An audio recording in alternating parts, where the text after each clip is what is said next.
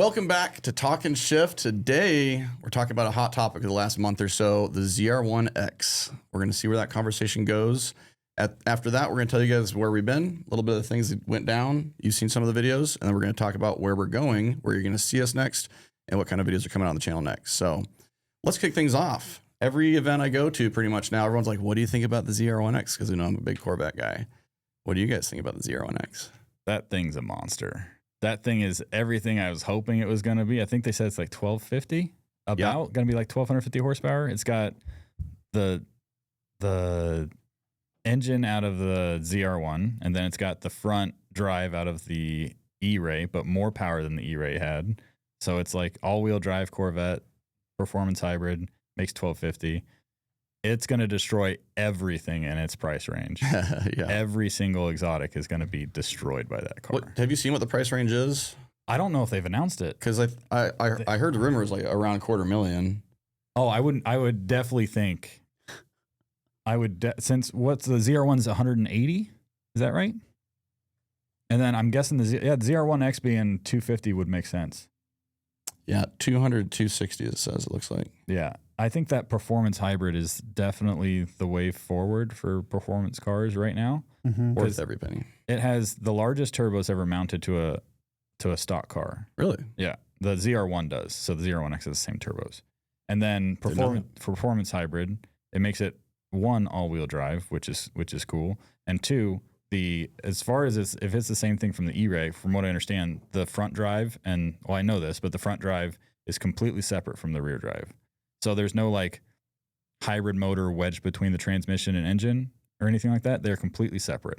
So on the E-Ray, you can actually modify the engine and leave the electric drive up front, and it'll still do really cool stuff. I've seen some cool stuff they do with E-Rays, but this thing is a whole different monster. I think it said 0 to 60 in under 2 seconds. Wow.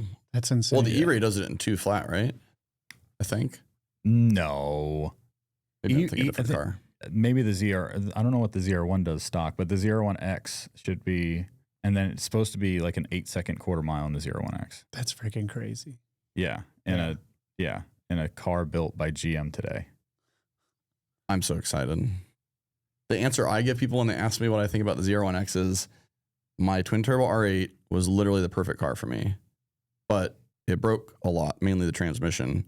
So basically almost same power, about 100, 150 horsepower less, with a warranty. A warranty. And for less money than building a twin turbo V10. It's a GM vehicle. That's literally the perfect car for me. It's almost a no-brainer at this point. It's just such a good. And then the thing I was excited about, a lot of people were like, this is the Zora. Before they announced the name of it, this thing that they're coming out with is the Zora. Right. And then when it came out, they said, don't call it a Zora. I was like, okay. Well, why? Yeah. Like, what's going on? I thought you guys were going to use the name Zora.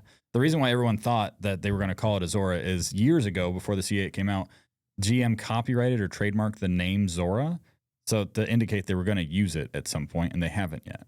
So I was like, maybe it'll be a trim level. And then this week, I just saw an executive say that the ZR1X is not the final form of the C8. And I was like, what? That's wild.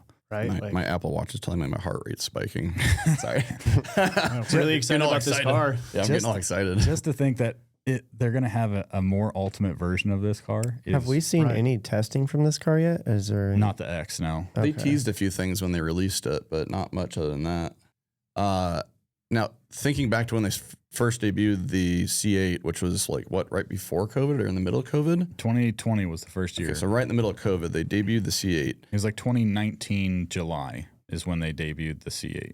And I haven't been a big C8 fan to date until like a little bit of the Z06, definitely the ZR1's really starting to make excited because of the timing of it. All the prices just went through the roof, and dealers were charging 20, 30, 50 grand over sticker for these cars.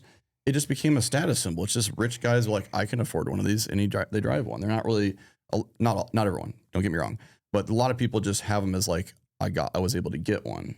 This video is sponsored by Brunt Workwear. These shoes have saved my life in a few different ways this year. A few weeks ago, we went off-roading. It was raining the whole time. My feet were nice and dry because these are water resistant. Coming up, Matt and I are walking on a 50-mile march. It's a fundraiser for veterans, and they just surprised us this year. Last year it was on pavement. This year it's mostly on pavement, but 20 miles are going to be on gravel. My walking shoes are not equipped for 20 miles of gravel. Brunt boots, definitely equipped for that. So not only are they stylish, they're comfortable once you break them in. Only takes a few hours of walking around in them. These boots are going to save my life. And the biggest fear I have is rain on the 50-mile march. And it's a good possibility at the end of August. So these are going to protect my feet inside and out and keep my soles rocking and rolling on the gravel. If you want to get your pair, you can save $10 right now going to bruntworkwear.com, use the code 1320video, and save yourself on your first pair of boots. Type of a thing. Sure. Not as much of an enthusiast as like someone that has a C6, Z06, or ZR1 or something like that today. Mm-hmm. They're just like collector's cars, and plenty of enthusiasts have them. Don't get me wrong, but it's just kind of ruined it for me because of that timing. But now I'm really getting excited with the ZR1, the ZR1X, and potentially the Zora coming out. Yeah. Ooh. I initially loved the C8 as soon as it came out, and I was like, I can't wait to see the more performance-based versions. And now you can finally get C8s, like base model C8s for under sticker, finally. 7 model years later. It's wild that COVID prices and all that, but I would love a C8, just a regular one. But the ZR1X would be a retarded car to have. Let's hear from the Ford guy. What do you think about it? I think they're making so much power because they finally started using dual overhead cam. So I think GM figured out where it's at. I mean, GM had the dual overhead cam in the C4 ZR1 as well. That was the first car they ever did a dual overhead cam V8 in, and they did it for only 90 to 96 and then got rid of it again. When we were in the Corvette Museum a few weeks ago, they told us story of Zora joining the team around the ZR1, the first ZR1 time. It was a little bit before that, and it like revived the Corvette platform through the C4 ZR1. Talking about Zora coming back? Yeah, well, I forget how it happened, but like the Corvette platform was kind of dying, and the C4 ZR1 brought it back and just like brought it back into racing in a big way. The C4 was a dramatic change from the C3, technology-wise and everything. That's why they took 1983 off for a model year. There's no 83 Corvette because they had to change all the technology, all the machining and everything in the factory to do the C4, and it was radically different. At the time, that was a really cool design because everything was boxy and flat and everything. Looking back, it's probably not the prettiest Corvette they've ever made, but yeah, it was like mid-model year refresh of the body lines and everything was in 90, I believe, or 91, and 90 is when they brought out the ZR1. And at the time, it was 5.7 liter dual overhead cam. It made 400 horsepower, 405 horsepower, which means it made 5 more horsepower than the Viper, which is like, sticking it to it. Which is insane for the time. Yeah, sticking it to it. 405 horsepower in 1990. Out of the factory, that's like talking about 1,064 out of the factory now. It's wild. By the way, if you ever want the proper Corvette museum tour, go with Fred. Oh, yeah. I'm a nerd. I'm a Corvette nerd, dude. Way more, all the information. Yeah, way too much. Honestly. We can move on from this. I like blowing up Corvettes. Fred knows all the knowledge about them. That's pretty accurate. That's pretty accurate. But I can't wait for it. I can't wait to go for a ride on one. I really would like to own one somehow, someday. If somebody at GM's listening, I have some ideas for some really cool content I could shoot with one if I could get my hands on one for an extended period of time, whatever that means. I've owned 5 personal Corvettes and 2 or 3 that we've given away, and about 15 GM vehicles. So if you want someone that could advertise GM, just hit me up. We'll work something out. We're Corvette fellows over here. Yeah. We got GM Corvettes. guys. Yeah. A lot of ideas, but that car gets me so excited. What do you think the Zora is going to be? I was literally just thinking that. Like, I was. Go ahead, Matt. Where can you go from here? They put bigger turbos on it, like different engine. Crazy to think that this isn't the top. I think they could do more power from the front drive potentially too. They could. What I think it could be, because I feel like the 1,064 horsepower engine plus the front drive 1,250 horsepower. That's a lot from a GM. Just flat. It's a lot from any car, especially out of the factory. But the Zora might be, so we don't get the Grand Sport right now. And the Grand Sport was basically a Z06 body with a base model, just engine and all that. I don't know this, but the Zora could be like a refined version of the ZR1, like stick to rear wheel drive, and it's got some other things in it.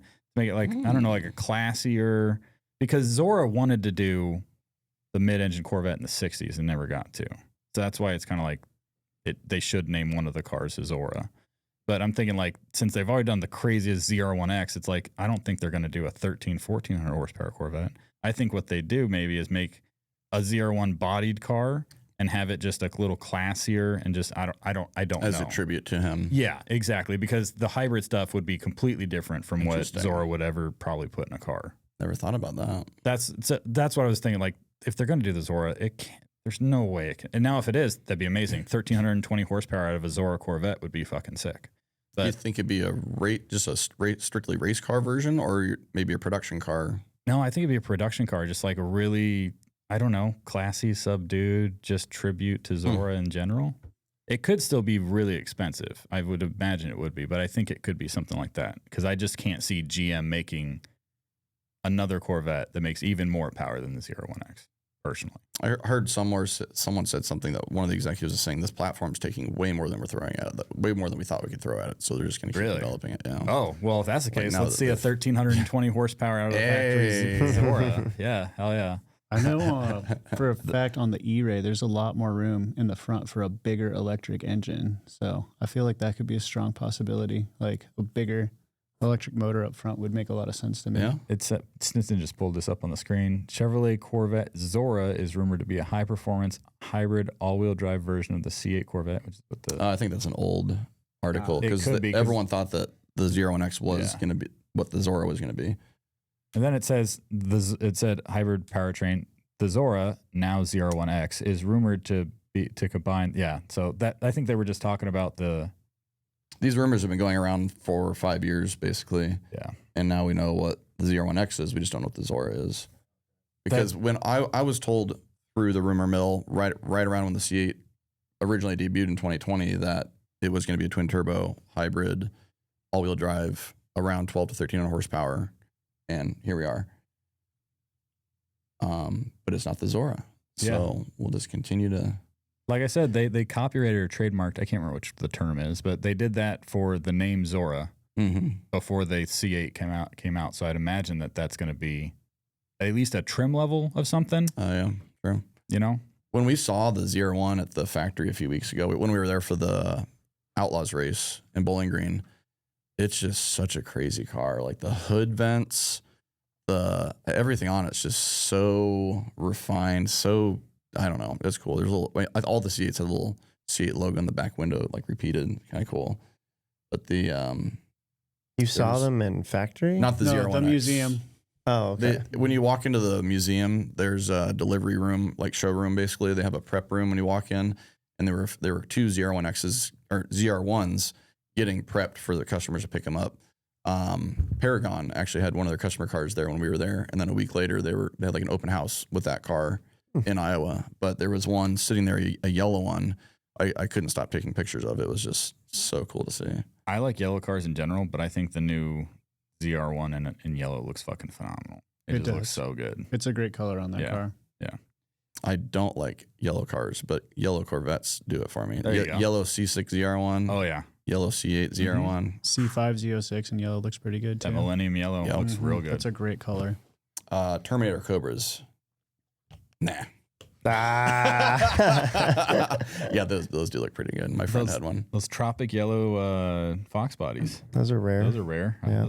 That's a good color. Tropic yellow? They only did it for a couple years, right? It's kind of like it almost looks like pastel. sun fade. Yeah, pastel. It's almost like a pastel faded yellow, but it's really cool because they only did it a few I don't know years. if I've ever seen one of those before. Tropic yellow. Yellow Fox body. Ugh. Oh, I've seen it in a convertible before. It looks horrible with I've seen that color. the trim in the middle of it. I just thought that was sun. Oh, you got me all hyped up for that. Well, if you get the GT, it actually looks pretty clean. There's without another the one black called bar on the Almond. side. Look up Almond. Now we're done. No more muscle. All right, We're talking about the ultimate performance muscle car. We're not going to talk about Fox bodies. Okay, well, what other We just like pick on performance Reese. cars are what other performance cars are coming out that would even rival that right now? The ZR1. Jeez. I mean, you kind of go straight to hypercars or supercars in my eyes. Which is ridiculous because this is going to be $250,000 and it's be fighting with $1 million+ cars. Yeah. Like Veyron, like apparently they were taking the ZR1X, either that or the ZR1. I think it was the ZR1 out to Nürburgring, like the ring, just a couple weeks ago, and they were going to be out there for a month. Aren't they trying to take down the GTD's time? Yeah, the GTD is pretty impressive on the track for sure. GTD is $325,000. That's insane. For a Mustang. Now, here's the thing. It is like full GT3 spec, so you just take the car, put it on the track, and it does everything the GT3 car is supposed to do. You just hit cruise control. I don't know if you can do that. But, Drive me to the finish line. but as far as crazy domestic cars go right now, those are the two ones right there to me, is the GTD and the ZR1X. And between those two, I'd have the ZR1X. Oh, for sure. Like it's really cool that they did all that work, and it's not even a Mustang at this point. It's a GT3 really car cool. with a radical Mustang body on it. Loved what they did, but I don't think it's $325,000 for the car. I heard that the new, is it S650? Is that what they call the new platform? Yeah. I heard it's not selling well, which That's is what I heard. surprising to me because I like the way it looks personally. I think I don't know it slightly changed from the S550, and I think that might be the thing that Mustang people don't like. I'm not sure. Like it didn't change enough, or what do people not liking? What do your people say? It's also really hard to do anything to them with all the HB tuners just cracked them. Like last That's week. kind of the thing with any new car. Yeah. But the body style, apparently, people just don't like. I think that's Kind of more so just looked like a facelift to me, but Yeah, honestly, that's what it looks like. wasn't different enough. Could be. Oh. Well, like the SN95 to the new Edge, you get in the interior, feels the same. It just they changed the exterior. It felt like to me. Would you Not guys the take? same thing. it Would you is. guys prefer the GTD or the ZR1X? Oh, the ZR1X. I mean, You can say it. I haven't been around either of them neither enough. of us. You know what I mean? We haven't seen That's- the person yet. Yeah, it's hard. From the specs, what would you do? I have a feeling the ZR1X is probably more street driving friendly. Sure. GTD seems more race car with the rear transaxle, and I don't know. I don't know how comfortable it'd be. If we're looking for comfort, yeah, to get the ZR1X. But Yeah. for like just you driving a race car, it's like getting a GT3 Porsche and driving it on the street, like GT3 RS or GT2 RS. I want the ZR1X just to drag people's ass at the stoplight. Like who could beat you in a like? It had to be a drag car. Yeah, not even a plaid even could then. touch it at that point. Oh, yeah, it's true. Yeah, because they're actually they're projecting 1,000 horsepower-ish in a plaid, 900. Yeah, but they way more Mm-hmm. like weight wise. Those And batteries weigh you down. they're projecting that the quarter mile time for the ZR1 already is going to be quicker, or ZR1X is going to be quicker than the plaid. So there you go. And they said that the front wheel assist cuts out before the quarter mile in the ZR1X. I think it cuts out a certain mile an hour. Yeah, I believe. it was 150. Okay. So that means trap speed's over 150. Which so. is, I don't know if anybody knows, but that means you're going real fast. You're in Yeah. the eights at that point. Yeah, low nines. High yeah. eights. Yeah. Real close. That's going to be crazy. From the factory. Yeah. Seeing one of those on the street would be the It wildest looks thing. nasty. But I feel like somebody's going to make so many different body kits that make Mustangs look like that. So to see one of those real in person would be rare. The thing that keeps going through my head is it has an oval on the front and you're paying $350,000 on it. Oh my god. I mean, yeah, but you're paying. I don't hate Fords. I just like picking on Reese, for the record. I've had a bunch of Fords. Yeah, Well, dude, the Boostang. Let's not They've talk all about the blown up. Boostang. Just saying. Not my fault, for the record. Yeah, the Mustang was the first channel build, I guess you could call it. That was fun. So the ZR1X, this thing, and then Fenders are right now Stellantis doesn't have anything, but their new CEO is bringing back the HEMI immediately. So I heard that. So that could be spicy. Yeah. They could be bringing back the SRT stuff with the HEMI stuff, the Hellcat. They could be getting a whole new HEMI. I want to see the Trackhawk come back. Me too, man. Fingers Trackhawk would be crossed. cool. There's a lot of cars that they've killed off over the years that they definitely should have not done that with. The Viper is the biggest one in my mind. Oh, yeah. Ooh. So If they brought that back. for years, people have been like, "When's the 6th gen Viper coming out?" And like what Dodge was doing with the HEMI was great, but they never hinted at a Viper at all. Nobody wants an electric Viper. Nobody wants an electric Viper. So it's like with the new CEO coming in and revitalizing the HEMI and SRT stuff potentially, could we see a 6th gen Viper? will it be mid-engine? And that's the thing. What would a 6th-gen Viper look like? They've always been front engine, big body cars, manual transmission. All of them manual transmission. Yeah. Oh, yeah. All of them have been manual transmission. Every single car. So it's like, what is it going to look like? What would it be? And with the Corvette, they stopped the manual transmission after the Z06. After there's no ZR1. After the C7. Oh, there's no manuals at all in C8s. No, that's right. They did that to save on cost because it would have cost more money to develop a mid-engine manual transmission. So to keep it at that base price at $59,000 when it came out, that's what they did. Which DCT, I can't blame them for it, but I would think a lot of people would want a manual transmission in that specific kind of car. But yeah, what would the Viper look like today? That came out, would it still be V10? I hope so. I'd love for them to stick to their roots. Yeah, and that's kind of what people know of the car. With the emission stuff and everything, what the last Viper that came out was 2017. Was that the last year they did it? I believe so. It's been almost a decade. So it's time. I think you're right. I think you're right. I could see realistically either they develop a HEMI that can rev high and they do twin turbos on it. And I'm pretty sure it'd be DCT, even though I'd love it for it being. And all Vipers have been NA to this point. Right. All Vipers. But all of the ones that we see are twin turbos. And all of them have been. Sometimes I forget. Yeah. And all of them have been V10s as well. What I think would be really, really cool is if they did a small displacement. So they went up to like 8.4 liter V10. They just kept making the V10 bigger in the Viper. They did like a small displacement V10 with twin turbos, have it rev to the moon. With a with the side exhaust, the V10 and turbo spool, factory. Sound like an Indy car. So good. It would sound rowdy. Yeah. Or like take a page out of the Lambo book with a Teminario and do a small displacement Hemi that revs high with V8s or with twin turbos. But I think for a Viper it has to be V10 personally. Yeah, that's in the Viper name. It's been V10 since the early 90s when it first came out. There's a lot of manufacturers that have a trade-off for putting twin turbos on an engine. Sometimes they get smaller, but it could still be V10. That would be awesome. Yeah, I would love to see new Vipers come out. Me too. I miss that car. Yeah, that platform in general. Picture having a ZR1X and a twin turbo V10 Viper in your garage. And a GTD. That would be like the... That could be in Reese's garage. But that would be like the holy trinity if for domestic cars today. Dang. If they came back out with a Viper and you had a Viper, a GTD, and a ZR1X in your garage, that is the holy trinity for domestics. If somebody out there has that pair up in the future, hit us up. We'd love to come do a garage tour. Come out with a Viper soon. Yeah. So the biggest win when it comes to all these performance cars coming out right now is that the last 3 to 5 years, things were looking very, I don't know the right word for it. It looked like gas engines were going to be taken from us, and it may still happen in the future.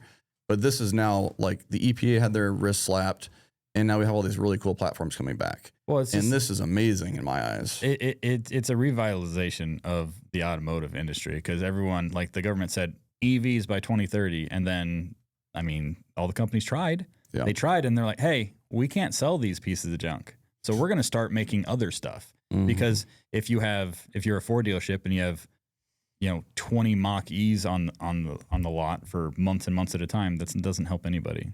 They can't sell anything. They can't move anything. Nobody wants them. Like they're not good. What really upsets me is these companies will make EVs and they'll make them they'll let the designers actually design a car and make it look decent. And then they'll make it an EV. I'm like, you could put a gas engine in it and probably sell a lot more of them, but you guys made them EVs. And electric cars have their place. Like the thing that was kind of annoying in my eyes, and we feed into it a little bit, is it created this divide and like even outside of automotive enthusiasts, like, ooh, you have an electric car? Ugh. Like it shouldn't be like that. People should just enjoy their cars. But when electric cars are coming in replacing muscle cars and V8s and V10s and whatever, and gas in general, it's just it was not the right way to go about it. I think EVs, like as far as performance, EVs they're like a party trick to me. They're not good at being a car, but they're good at doing, get in the car, well, I'll show you what it launches like. And then they go to 60 and then they're done. It's like, that's a party trick to me. That's all that car does well. Everything else, you can't drive it very far in range. Right. They use it now. All the EV guys, you can get 300 miles out of it. Well, we live in Nebraska, where it gets to -40. So as soon as it gets below 36 degrees, I believe your mileage gets cut in half. Oh yeah. The only people I see EVs for is like people that live in cities and don't have to go far. I drove one of those Blazers, and it was all electric, and I had it during the wintertime, and it's just one of those things like I'm driving it along, and I'm watching the expected battery range just drop like 5 miles at a time. I'm like, this is not it. Like, I can't, this is not feasible for where I live out here in the cold. It's like the Am I going to make it home? It's like watching our DEF mileage drop on the Denali. And then you charged it parked outside in the wintertime. Yeah, it only went up like 15% after it went a up day. 30% overnight. And I was like, this is going to, if this sits outside while I'm at work, like I'm going to come out and have a brick that can't move. Yeah. Yeah. I'm sure they'll get EVs figured out with better battery technology, but right now they're just not it for me. Wow. I'm curious, if you guys had to drive an electric car, Ooh. $100,000 or under, Oh. what would it be? Well, they charge so much. $100,000 Used or brand new? Used or brand new, whichever. Okay, you can get just about any EV used for under 100 grand now. The Taycan wagon. The Porsche Taycan wagon, I think, is what I would get. Those are sick. I'm a big wagon guy. I think it's the only EV wagon they make, and the Porsche Taycan apparently is pretty good. Shout out to, what's his name from Great Bend that Chet did a documentary on. Oh, Crazy Guy? Yeah. Yeah, I remember his I name. hope he's out there still. I do too. Man, I can't remember. Check out Uncle Chet's YouTube channel. You'll find it. They're like trying to find this guy we ran into when we were hanging out with Chet and Cletus at Rocky Mountain Race Week. It'll come to me later. But anyway, Reese, what would you choose for under 100? I mean, a very practical one. One of my buddies has a Model 3, and I've been in that plenty of times. Like a daily? Yeah. It's the low center of gravity, you can be ripping it around in the rain like nothing, and all the creature comforts that Teslas have. I mean, I think they actually are pretty well put together for what they are. All right. Okay. Matt? I'm a little torn. I think maybe like that Hummer EV, like the crab walk seems really cool to me. Like I've sat in them. It's a big, comfortable vehicle. It'd be that or the Rivian pickup truck, I feel. Mm-hmm. I just like how those look. The Rivians look phenomenal. They do. That's what I say about like the EVs having really cool designs and then it being an EV just ruins it for me. I will say when they announced that the new Hummer was going to be electric, I was a little crushed. Oh, everyone was because like call it something different, please. Right. I don't know if you can get those for 100 still. They're way overpriced. Used? I don't know. Everyone might I've be seen is like 100, 125, 150 is crazy. We were on our way back from Maple Grove, heading to the airport in Pennsylvania, and I saw one. He had wheel spacers and like red wheels on it. It looked a little riced out, but I was like, it's still a cool car. I hate that I like the new Priuses. Actually. Oh wow, they dropped a lot. Okay, so it is feasible. It should be said that EVs have the worst resale value of any vehicle. I wonder on the planet right now. So that's why when you said under 100 grand used, I was half like, the price that they used to be. Could you imagine replacing the batteries on something like that? Like how much work and how much money that would take to replace a battery on a Hummer? Is it not just totaled at that point? It Probably. probably would be. Yeah. 10 batteries? Oh, 10 grand. Yeah, that's For just the no, it'd be more than that for the it'd battery. be way more. No? That would be a $40,000 battery. Yeah, that's a big ass battery. 4 to 20 according to Google. I've been to I don't really trust Stinson's Googling skills right now. Well, that's Google AI trying to give an answer. Okay. So not electric, but I hate that I love the new Priuses. What about the Slate coming up? Good. I don't know Oh, the Slate? All right, real Man. quick. I haven't got to answer yet, but I'm going sorry. the same Oh. answer as Matt. I like the Rivian. Someone gave me a ride in those that you can raise and lower them like 6 inches, More than that. something like I that. think. You could, like a ton, and they're pretty dang quick. But I love off roading. I've got a 4Runner. I want to have some sort of mobile, off the grid charging system I could use. Have you Somehow. seen the Solar leveling? panels? Have you seen the leveling system on those? So you have a rooftop tent on the 4Runner, right? Oh, And you have to find somewhere flat, right? You could find somewhere like this, and then the air ride system will level the Rivian out. So Oh, that's it'll be cool. Flat. Now, I did see this recently as well. So we're talking about the Rivian. The Rivian was like top 5 on the top 5 list of cars that are like had to go back to the dealership. Oh, or yeah. worst reliability type cars. Rivian, the truck was on there, which was they have shitty. a unibody, I believe, and so like if you get any sort of accident, it pretty much totals it. That's what I've heard. I heard some guy did a PDR. Look at that. Like it can like drop one corner. Yeah, that's cool. So they can level it out anywhere. Really? Would you get the SUV or the truck, Kyle? The SUV. I just like being able to store a bunch of stuff when I'm off-roading. Touche. It does have a lot of cool features. The interior is really neat and all that. It's just Yeah. I can't do the EV thing. Going back to what you said, though, about them having a bunch of recalls in Denver, there's a Rivian, like, I guess, like maintenance shop, and parked along the block in their parking lot and like in parking lots nearby was all full of Rivians. So can confirm that those are going back. They have some issues here and there. And then Scout, Scout's coming back, not international, but international Scout. They're calling the company Scout. They bought patents from Rivian, so they look like Rivians, but it's a hybrid system. So it's an EV with an onboard gas generator to extend your range. There you go. That is how modern daily driver or truck like EVs hybrids should be. Yeah, I like that. Because you don't have that range anxiety. You can always just put gas in it and go. Because like the gas engine does 0% of the driving the wheels part. All it does is recharge the battery. And Dodge brought out something called the Ram Charger a few years ago, and they have yet to bring that to production, but it's the same concept. Had a V6 Pentastar generator under the hood that would recharge the batteries. If they did that with a little diesel, that would be the most efficient, smartest thing in the world. You get all the torque, all the power of an EV, but you don't have the range anxiety. You can fill it up whenever you want. Hasn't Mazda talked about using the rotary as a generator in modern? There's several, and that one I was like, how are you going to do that with a rotary? It's like you can't even turn one of those. You can't turn a rotary on and turn it off without having to rev it. Otherwise, it'll flood. You know, and burning oil. That's like the biggest We're not talking problem about with an those things. 86 ARC-7, Fred. We're talking about like a little tiny. The reason they're leaning toward rotary is because they can make it a compact, small engine. That's I don't doubt that at all. Yeah, they can put it like under the rear seat probably. Exactly. Yeah. Like when they came out back in the 80s for the RX-7, it was like an 89 cc engine. Not bad. Not at all. What was the electric car you're talking about? The Slate. The Slate. Slate. And you just told me about this before we started the podcast. I hadn't heard of them before. Yeah, extensive. Pull up the Slate for us. Ooh, real the quick. new Scout looks cool. So the Slate is a thing that they brought out a little bit ago. This is a child of Bezos. Very similar looking to Bezos. To me, it looks like a lifted Scion XB with a truck bed.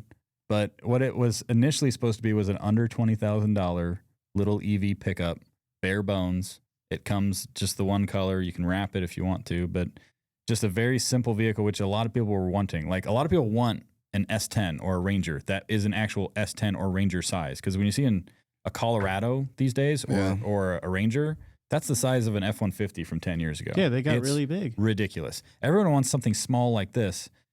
The truck looks like the 3D printer forgot to finish the back. I think that's the point. It's just supposed to be so bare bones, and then you can add so much. You can add so much stuff to it and change out lights, just like it's shown in the video. You can very simply wrap it, take the panels off. It's supposed to be just a very simple EV daily driver, commercial like fleet vehicle type thing. But a lot of people were interested in it, and then Trump just took away the tax credit, so it took it from under 20 grand to now it's I think going to be under 25 or a little over 25. Okay.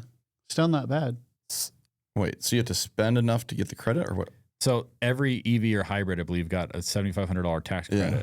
So you and I would pay for every EV that was on the road with $7,500, basically. Everybody, taxpayer wise. So they'd get basically a deduction in their price. So if it was $42,500, it was $35,000 after the tax credit. It looks like a Lego car. It kind of does. Well, it's put together like Oh, the Legos. colors You are can cool. put the back on it. You can there's so many different options in this thing that make it kind of a neat little car. You can make it your own, and it's cheap. You can add speakers. Just It's only what you need and nothing that you don't. That's exactly what people are interested in. You know what Interesting. would make that thing really cool?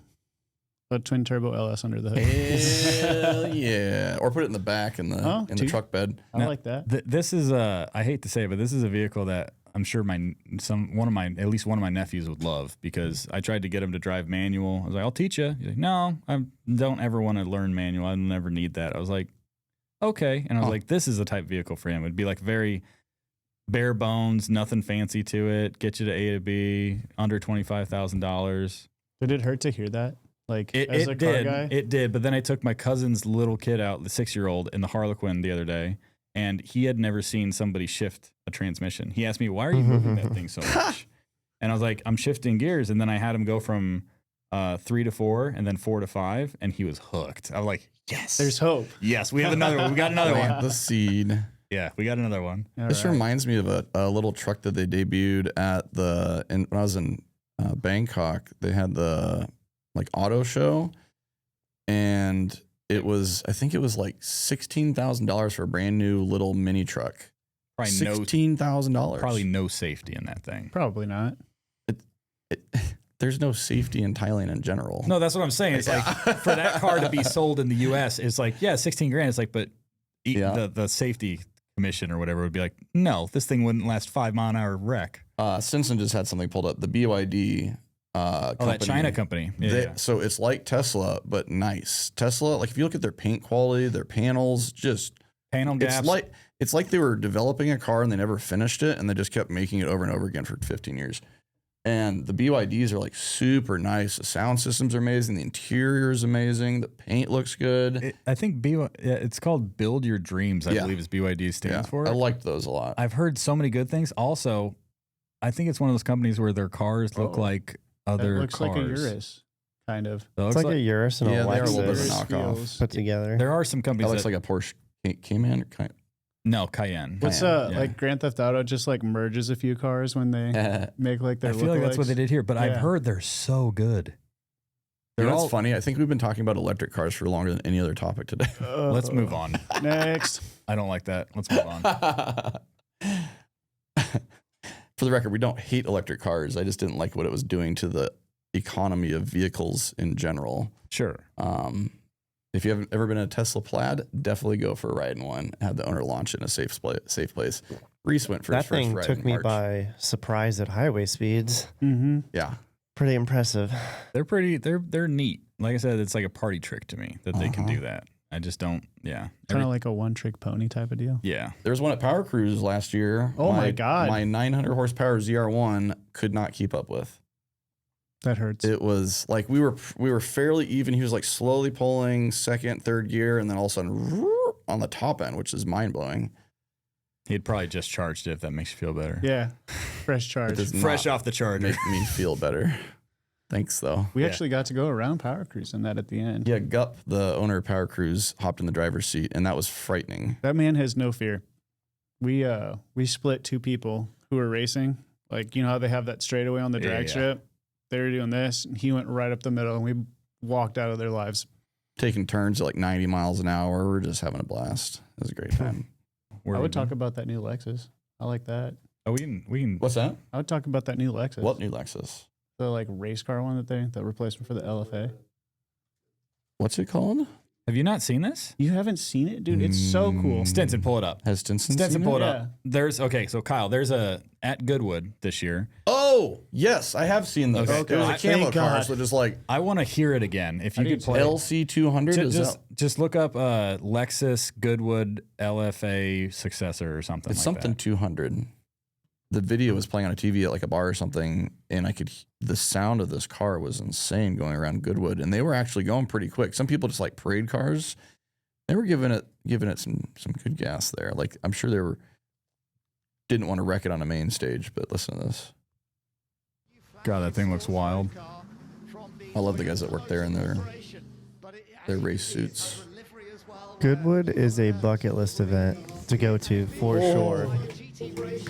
You see the version that will become the racing machine in GT concept.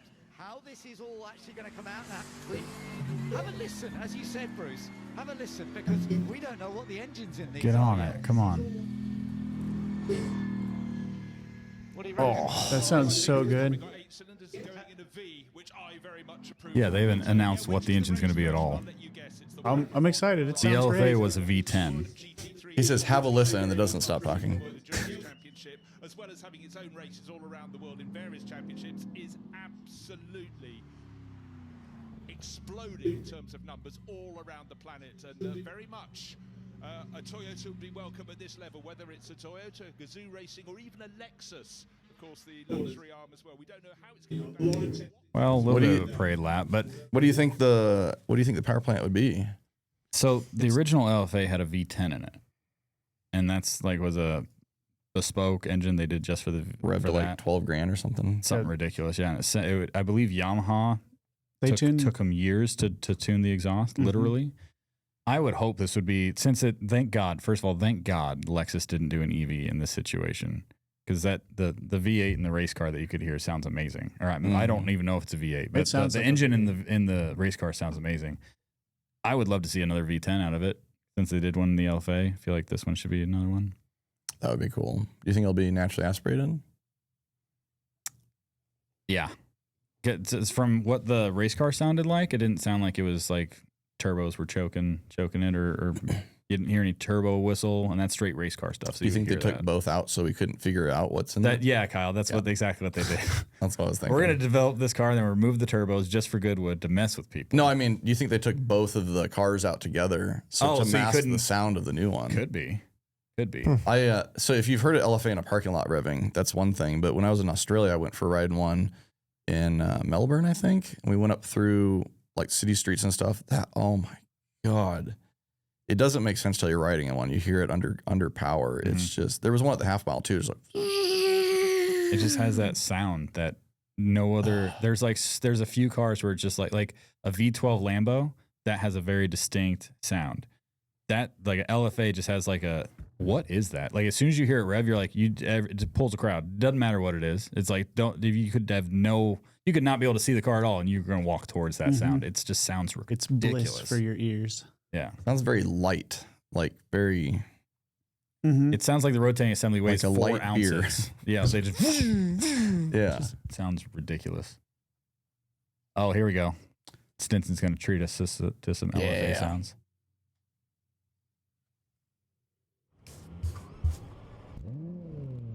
Oh, The triple exhaust is super cool.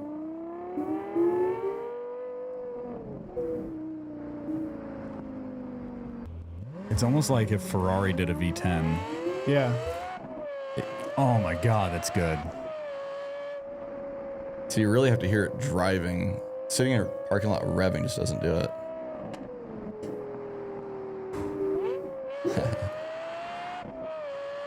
Now imagine if the Zora sounded like that. Oh my God, dude, that sounds ridiculous. That's a V10 car, right? That is a It V10 car. is. It kind of reminds me of the Murcielago with the A little bit. It's got that high sequential- pitch. Yeah. Yeah. Amen. Cool. Also a great car. How much do you think that'll be worth? I mean, I remember the prices on those LFAs were like $300,000-$400,000 in early 2000s. And then they were $1 million shortly after. I think you can get them for under $1 million now. Like Okay. eights. Eights Uh, for like the Nürburgring ones, I think. I think that'll be upper 750 more, Mhm. maybe, just because it's been 20 years since they brought one of those out. Probably very limited production, bespoke engine. Oh my God. 900,000 for a white one. 4,400 miles. Wow. So Kyle, was it 900,000? Would never spend that money on Drop in the bucket. Kyle, look at me real quick. You know how you like to go buy your Corvettes and drive them home? I like buying cars and driving home too. It gets you to know the car real well. Can you imagine the views the video would get? It would almost pay for like maybe a tenth of the car. Definitely would. I would drive that car. Just think if a video made 90 grand, it would only pay for 10% of that car. The most I'd pay for that would be like 200. I got news for you. You're probably Never not going to own one of those. Never going to be able to do that. Yeah. Oh. It's just such a Oh, The interior is not. brother. No, not All right, that you one. had me Okay. until we got Yellow and red interior. real quick. That reminds me, McDonald's Happy Meal we car? had a that's tan with red that doesn't match. No, we'll call it yellow. Oh, what's the yellow It's on yellow on the A pillar? you brother. pay more, you pay extra for the ugly interior. Somebody spec that. Okay, That's well- mind blowing to me. How did we end up here? I don't know. I really don't. Well, Thanks, Matt. the new Lexus at Yeah. Goodwood. Yeah. But these things. So We had a Nürburgring. They did the regular version of the Nürburgring edition with the big wing on the back and all that stuff. Right. We had a Nürburgring here, I believe, a dealership At owner. Baxter. Yeah, Baxter owner Mickey. had one, and it was maroon, like a dark red, very nice Merlot color, and then you open the door, bright red. Just not a great spec. You don't want a bright red interior and a like subdued red on the. It just looked weird. So I would imagine there's a lot of LFAs with wild specs like Sure. that. All right. Where have we been? Where have we been? Oh, there's the list. Six Summer. Six Summer was a good time. We got to see Bryant Goldstone win his 11th guitar. Dang. I literally asked him at the end of the thing, I was like, how many guitars do you have, Brian? He's like, I'll have to call the wife and have her count them. I don't remember. I was like, that's a flex. Yeah. That's a flex. Does he know how to play guitar? I had no idea. With these 10 guitars and he doesn't know how to play, that would be pretty funny. What was the coolest car you guys saw? Most memorable. Man, that was my first time being a part of a They were all Dragon new Drive. to you, right? Yeah, For but sure. every car is new to you. Seeing the determination and the team effort that comes between everybody, it's a side of, companionship they don't normally see in drag racing, and people are just trailering out and what they got to do. And in the hotel parking lot, Alex Taylor changing out overdrive in the parking lot overnight, and just all the work they do. It was a really good week to be able to follow them too along the tour. I enjoyed that a lot. Yeah. Fred's always said that Dragon Drive is the most addicting form of drag racing, and after doing that for a whole week, I can see why. Yeah. It's just like conquering that. Even it's the 6 Summer is a shorter Dragon Drive. I think it's about 600 miles, but still, like just completing. I say this to every competitor: completing the week is the biggest accomplishment you can possibly do. Mm-hmm. Some people will go into I want to do like top 3, top 5 in my class. Like just finish.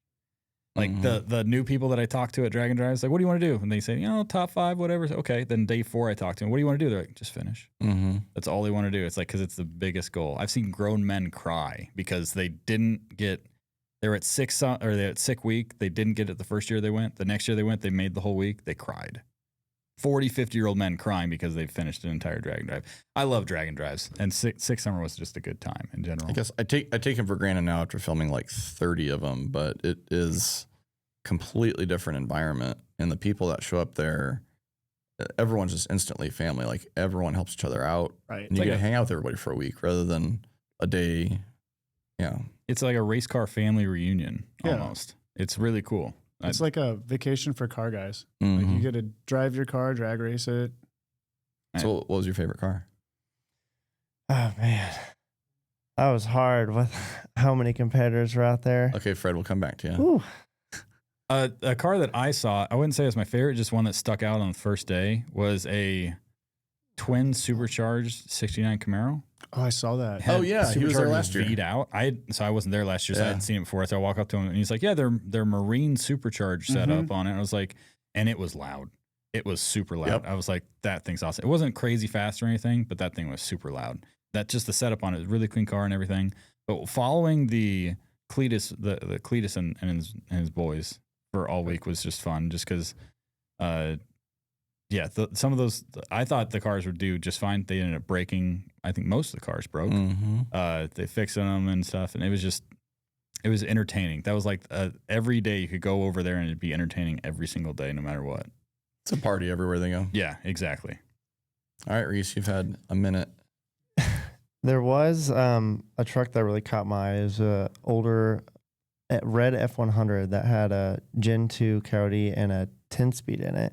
Oh, Really? Owned the truck for a long time, and just immaculate car.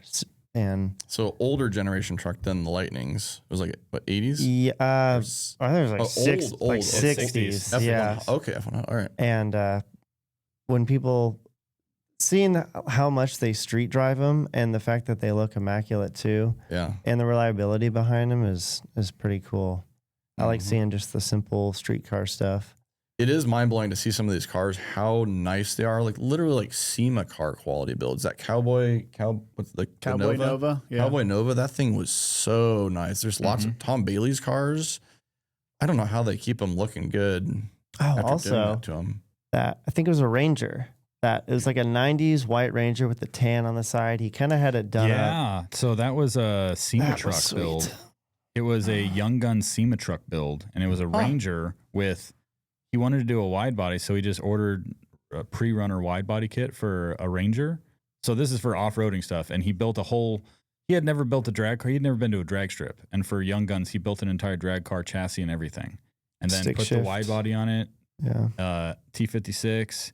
That was just a cool car to watch because it kept getting. It would get quicker every week. Is coming back to that community of being a drag and drive. He had never even taken a drag racing hit ever at a drag strip. Really? And first day he goes out there, and then somebody comes over and is like, hey, you should probably change your shock settings or whatever for this or whatever. Throughout the week, he was getting quicker and quicker just because people were coming up and just helping him out. That's just like, awesome. we want to see this thing do well. It looks like a really nice car. You obviously your first time here. So throughout the week, he was getting quicker. And That's You funny see that him Dragon figure. Drives was his first drag racing experience. I was like, there's no way that's true. He's like, dude, yeah, we Yeah. do off-road stuff. That's why it's got a pre-runner wide body kit on it. Yeah. Good way to get addicted to drag racing. Right. For sure. So Next up. yeah, the $100,000 the Outlaws race in Bowling Green. So you guys were finishing Six Summer that Friday, and Matt and I were getting to this race that Friday in Bowling Green. Yep. And I told myself I would never go back to Bowling Green because it's always 115-degree heat index there. That hasn't changed. Has not changed. How many cars were on the property for that? Oh, there's a lot. There There's were a lot. big Well, handful. half as many as there were supposed to be. It was a 128 car field, and 64 cars showed up, but they Gotcha. guaranteed $100,000. So Oh, okay. Well, there you go. it was really cool to be able to film some of our friends that have been off limits for a number of years because, you know, what is it, 20 years ago, I was filming Cash Days in Texas and Oklahoma, and then they had their own TV show, and then we'd see them in the off-season street racing sometimes, and then No Prep Kings came around, so year-round they were on TV for like the last 5 or 6 years. I never really got to hang out with them, and then this was kind of like a reunion, and it was really cool to go see all these guys racing again. And there's a lot of new characters I've never seen before because they've just been in these TV filmings. I got to see a lot of new cars that I've never seen in person, meet people who are on the show that I never really got to talk to. Who won that one? That's a good Spoiler alert. question. Oh, sorry. We Skip dropped the forward. video. We dropped the video. Yeah, a guy that loaned me a electric scooter to use for the weekend. What was that thing called? The Mule? The Mule. Or, is that what it was? Yeah, they're sweet. A little electric like pit bike thing.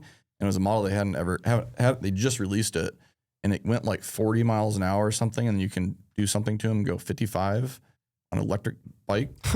And it saved my life because I would not be walking around that heat trying to do our jobs. Was it a small tire race, big tire race? What It was was a small tire race. There's a lot of big tire cars on small tires, and that Okay. was something that's happened over the last year or so. Is most of the street outlaws are big tire racers, and big tire racing's in a lot of areas in the U.S. is kind of dead. So they've moved on to the small tire racing. That's kind of like the new iteration of Street Outlaws. Is the Outlaws? It's not a TV show. It's like they were filming something for a show, but they do a live stream. But rumors going around was that they're not sure of the history or the future of that series because of the lack of people coming in the gates. But my understanding is that the admission was really, really expensive, so that could have something to do with it. Gotcha. Um, Alaska. Oh, my Yeah. God. You guys all went up to Alaska. Reese, it was your first time. Let's just we could sit here and talk an hour about Alaska. But for Reese, sure. what was your favorite part of your first time to Alaska? oh, don't do that, Another John. hard question. The hardest part was leaving Alaska. That's No, what it wasn't. Oh, I needed a nap. oh, that was amazing. It felt like we were there for a month, but between got to do some rappelling down a glacier I saw that. right That when looked we got wild. there. That looked wild. Car launch, obviously, was a lot of fun. 38 cars off a cliff.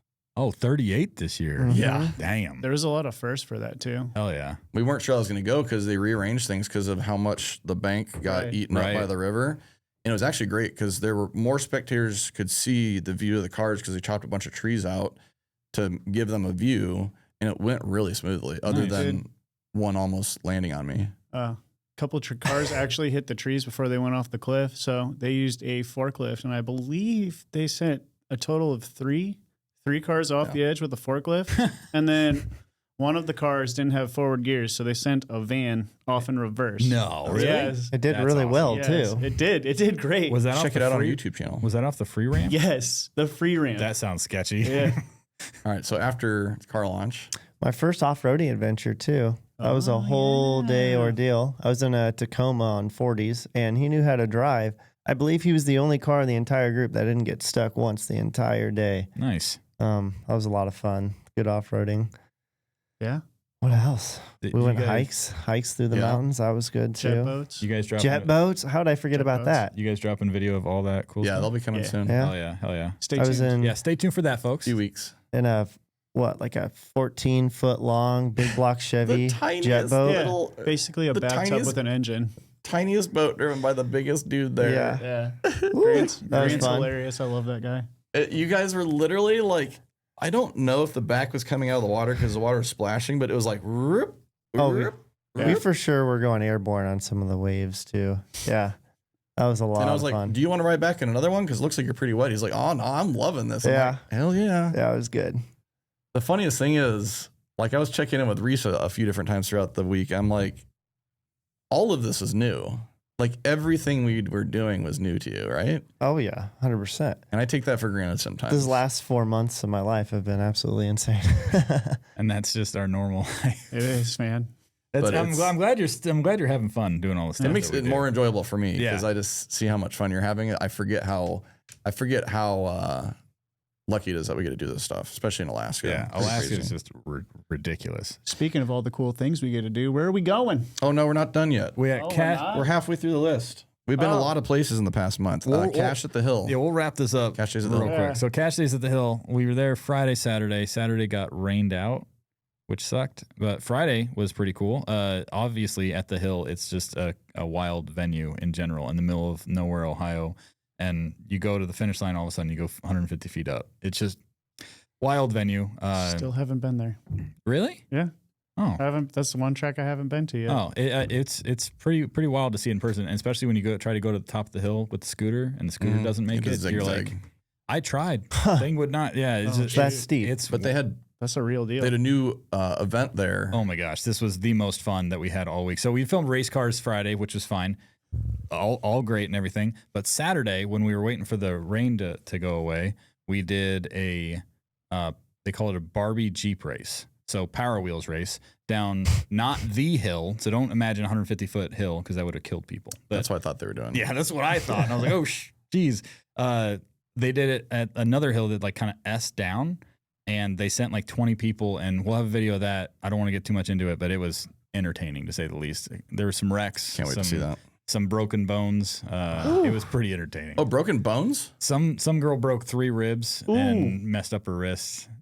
Wow. I think she was a little tipsy, so she didn't realize it till later, but she went to the hospital, got Shocking. So was this go ahead. cash price or what were they winning here? $1,600 to the winner. Okay. Wow. Damn, you could buy Worth a it. couple of Barbie. And they do it at Jeeps with Redneck's that. with paychecks a little bit differently, a little more redneck. But Yeah, they that's what I did was looking send. for. They didn't tell us, but at the very last, 4 people went up to the top, and they sent 4 people together. I was like, you guys should do that every time. I was like, well, it's our first time. I was like, okay, well, next year you're going to send like Yeah. 5 heats of 4 instead of 20 individuals. Anyway, So while that was going on, you guys were at Oh, the Pan American Nationals. Great race. If you like import cars, there is no shortage there. I think it was primarily rotaries in the class we were following. was it quick 32 class? Yeah, Mhm. And that was $100,000 to win. $100,000 to win. That's ridiculous. It is, and a lot of cars that like I'm not used to seeing came out to that. I think it was primarily rotary cars. There were a lot of rotary powered Starlets. So I mean, Perfect for you. exactly. Perfect event for you. Rotary Exactly. and 2J. Yep. Rotary and 2J. There was a Honda powered Corolla in that class, but There was a 90, I think it was 99 Lancer 4-door with a Mitsubishi V6 in it on Nitro NA. that was a What? Mirage actually. Is that what it was? It Crazy. was. Yeah. and the thing I didn't know about it was that it's a bracket race for $100,000. Right. Mhm. And so I think like in like on the dial in, one of the cars did like a 578 and then the slowest car was like a 762. So Bracket it was, racing. It was really good, cool how they did that. It gave a lot of people a chance to come out and take that $100,000. It But made those guys are people- used to heads up racing. So Yeah. Right. It made people very antsy. The first round, we had Yeah. 7 red lights Oh, wow. because the Yeah. guy's just waiting there. it's like Dragon Drives. They did the daily driver Sure. bracket race. People that don't bracket race, they don't. They're like really if they're quicker than the other car, they're like anxious to go, so they'll red light. Sure. which Beautiful, sucks, beautiful facility. I'd never been to Maple Grove, and like just really well taken care of pits. Everything was concrete. The track like ended in like a hill of maple trees. So like just It's beautiful beautiful. scenery. Nice. I think we're heading there later this year for another event. One of the most exciting things about that race is it was your first 100% solo hosting video. Oh, yeah. Matt's been preparing this whole year for this moment. Yep. So I'm excited to see that video. Me And too, then man. You went to Cash at the Creek the next weekend. Right. And did it again. I sure did in Minnesota. That one was a lot faster paced for sure. Great event. A lot of fast cars showed up to that one. And I was talking to the event organizer when we started, and like first round was at about 6, and he's like, I'd like to have this done at 10. And I'm like, haha, yeah, like, all right. I think we finished with a big wreck, by the way, like Bad wreck. car wiped out bad. With a big wreck, we finished probably a little after 11. It's not bad. Not bad at all. Like That's very amazing for a well road. done Efficient. race. Yeah, it's pretty well run. That was some of the most like the staff there was amazing. The racers were super nice. Promoter Aaron was Aaron awesome. seemed cool. And I just Aaron- chatted with him For a little sure. bit. On the Aaron's a phone, great but guy. Aaron was very informative and very accommodating the whole entire experience, which doesn't make for better footage, but like as somebody who goes to all these, like makes it a better race for us. He gave you so much information quickly before the race so you can do He your did. job. What was the name of the track? Grove Creek. Yeah. You went to Groves- Maple Grove and then you went to Grove Creek. Right. Like there's a couple of times where I was like recording, I'm like, Maple, nope, this is not Maple Grove. All right. Where are we going next, boys? Going that we got the Wisconsin Stick Shift Challenge again. Yeah. Or shootout. That we Right. went to that last year or the year before? Last year. Or Was that last year? I don't know, it all blends Yeah, it together. all blends together. I think it was But last year. it was a decent race. Just a It couple of was. people broke in testing. some of the big cars broke the day before in Yeah, testing. but that was still an entertaining ass race. It It was was. 2 stick classes, and it's like kind of slower guys, faster guys, but they were both super entertaining, really good racing. So excited to go to that one. A lot of Stick big shift names. gets me fired up. Same, That's dude. fun racing Everybody, to watch. everybody on the crew loves stick shift racing. It's the Right. best. And then we got tractor pull championships. I've never been to one of those. I'm very excited for that. We are coming back to the tractor pulling. Whitty and I went to Wisner, Nebraska a couple years ago. We had so much fun. The variety of setups in those things is ridiculous. So much power. Everything from a turbine to a giant diesel to a tank engine. It's going to be really sweet. And this is the creme de la creme of events. This one's in Bowling Green, Ohio. Yeah, we thought Not- it was in Kentucky at first. Yeah, I'm like, until I did some research, like, oh, it's Ohio. So we'll be excited to go see some tractors there. And then after that, the way we found out about this, at least I found out about it, was at PRI. Cundy was with me, and we walk around the corner, and there's this drone shot over like a fairgrounds, and it is packed. So many semi trailers, racer pits. It looks insane. So it's going to be a crazy race. yeah, it's going to be a lot to take in. Yeah. It's going to be a lot. And then after that, we got Drag Week. We're 20th anniversary. going back to Drag Week for the first time in a few years. Is that where we're going to hit Maple Grove? That is where we're going to hit. Oh, okay. We're doing like Budds Creek Raceway, Maryland, Maple Grove, and then another one. Okay.